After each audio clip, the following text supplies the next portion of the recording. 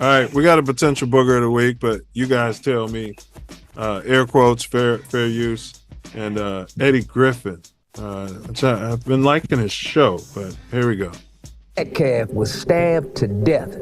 His twin brother tried to save him, but he was pronounced dead on arrival at the local hospital. His father got on the news and said that, this wasn't a race thing. It was a human thing. The victim's father says his son died in the arms of his twin brother. High school community gathered tonight in grief after the stabbing death of a teenager at a track meet. Another teenager, a student at Frisco Centennial, is now charged with the murder. And then there's reports that, they were bullying the stabber, and that's why he stabbed him. He was going to turn out to be a great individual and impact this world with positivity. Track, he was doing everything right. I was so proud. And his brother was holding him, trying to hold the blood in, and he passed.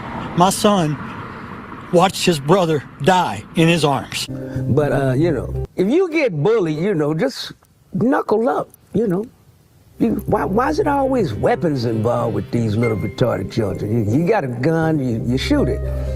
You got a knife, you stab a motherfucker. I mean, he was just talking to you.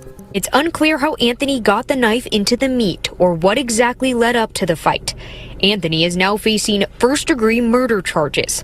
And Jeff Metcalf It was the best weekend ever. Is only left with memories. So, I don't get that part of it. And then, and his father coming out saying, that it was a human thing. Your son just died a day before, and that's all you got to say?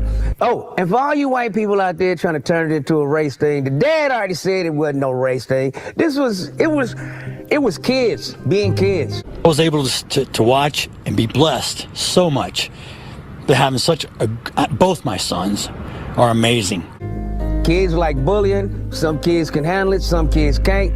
This kid in particular couldn't handle it, so he went for the knife. That's all it is. You trying to turn it. Why is everything in America about some race war shit? Out of here. People are people, so why can't it be? You and I should get along so awfully. I think that's a song by Depeche Mode, 1984. It's his faith that's keeping him strong. And when I kissed his forehead today, as his body was cold, I ran my fingers through his hair. I told him it's not goodbye. It's see you later. I'll join you at some point too, son. You just beat me to this place. I mean, I guess people deal with death in different ways. I don't know. If it was one of my sons, somebody got to die.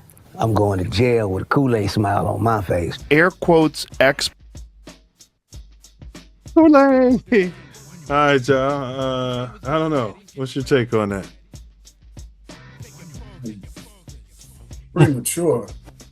And the stuff that he's saying, because when you heard the lady say, we don't know what led up to this incident. We don't know what led up to that. So you're assuming that it was bullying and he pulled out a knife.